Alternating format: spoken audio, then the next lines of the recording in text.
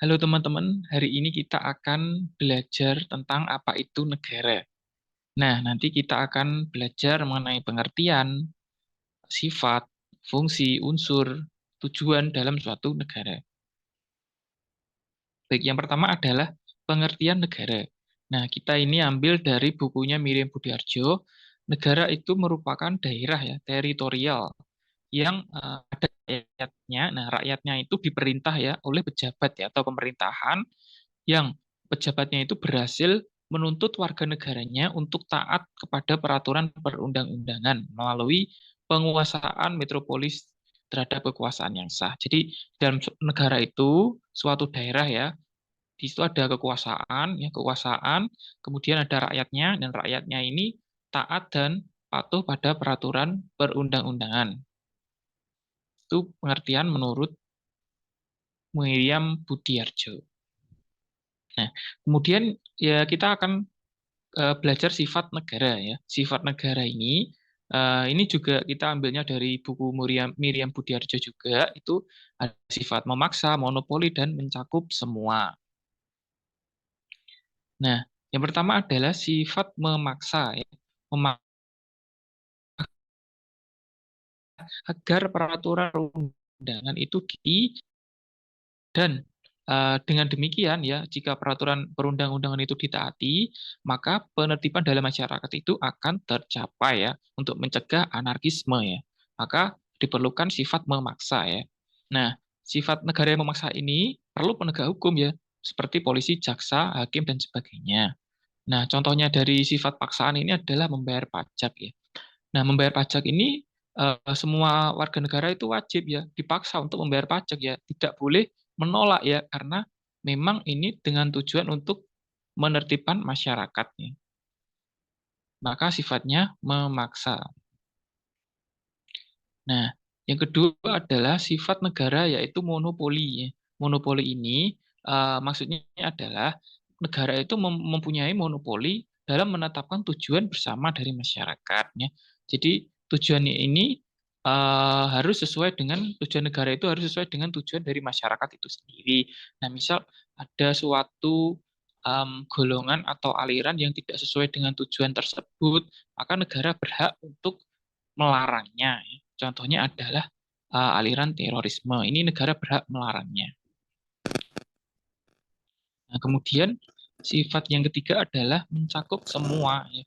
Jadi semua peraturan perundang-undangan itu berlaku untuk semua warga negara tanpa terkecuali.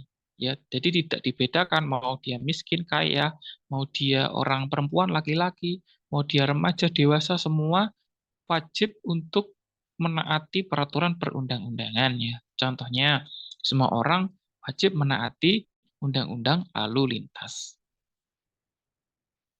Nah, kemudian adalah unsur-unsur negara.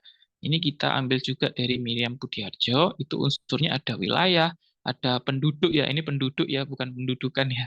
Penduduk, kemudian ada pemerintah dan kedaulatan.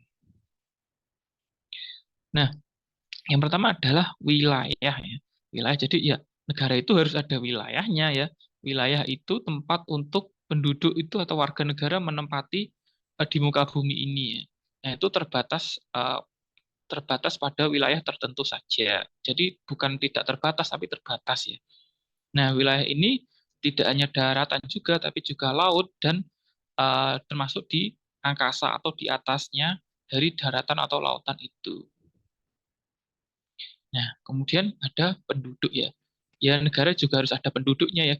Gimana kalau nggak ada penduduknya ya? Nah, penduduk ini orang ya atau masyarakat yang mendiami suatu wilayah tersebut.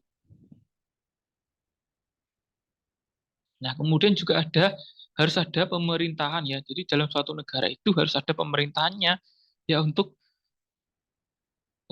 menjalankan ya, melaksanakan atau merumuskan dan melaksanakan keputusan-keputusan yang itu mengikat bagi seluruh warga negaranya.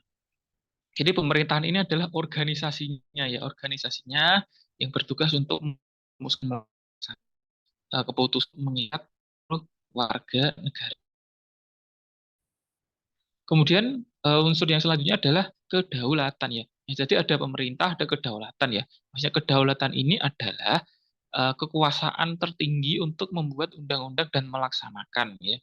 Maksudnya termasuk juga dengan cara paksaan. Nah, ini maksudnya kalau pemerintahan tadi itu organisasinya, kalau kedaulatan ini adalah kekuasaannya. Jadi organisasi itu juga harus berkuasa ya, harus merupakan kekuasaan tertinggi di dalam suatu negara. Jadi tidak boleh ada yang ada kekuasaan lebih tinggi daripada kekuasaan yang ada di pemerintah itu tadi ya. Jadi tidak boleh disetir oleh negara lain misalnya atau disetir oleh kelompok lain yang tidak termasuk di dalam pemerintahan itu. Itu ya maksudnya kedaulatan itu berdaulat ya atau independen gitu ya. Tidak dikontrol oleh negara lain, tidak berdaulat. Nah, kemudian adalah tujuan negara ya, tujuan negara. Nah, jadi di dalam bukunya Miriam Budiarjo ini disimpulkan bahwa dari berbagai macam pengertian dari berbagai macam tujuan negara yang disebutkan oleh para ahli itu, jadi intinya adalah negara itu untuk menciptakan kebahagiaan rakyatnya ya. Jadi semua itu kembali ke rakyatnya. Jadi bukan untuk pemerintahannya, tapi untuk ke rakyatnya. Nah, jadi kalau kita mengacu kepada indeks kebahagiaan itu ada keamanan, kesejahteraan dan sebagainya. Itu ada banyak indeksnya ya, bisa dicari di internet. Nah, kemudian yang selanjutnya adalah fungsi negara. Nah, fungsi negara ini itu di dalam bukunya Miriam Budiarjo juga ada 4 ya. Itu ada penertiban, mengusahakan kesejahteraan dan pertahanan, keadilan. Nah, itu penertiban ini maksudnya ya negara ini untuk menertibkan rakyatnya ya, rakyatnya, penduduknya agar tertib ya melalui eh, pemerintahan ya, pemerintahan perundang-undangan gitu ya.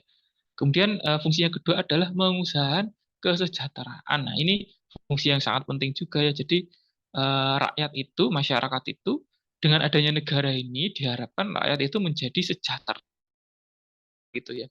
Sejahtera, makmur, dapat hidup dengan bagus ya, dengan layak gitu.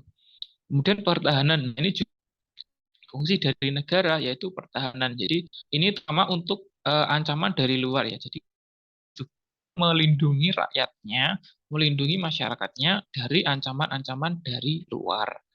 Kemudian fungsi keadilan. Nah, ini keadilan juga penting ya. Jadi masyarakat itu agar hidup damai itu perlu adanya keadilan.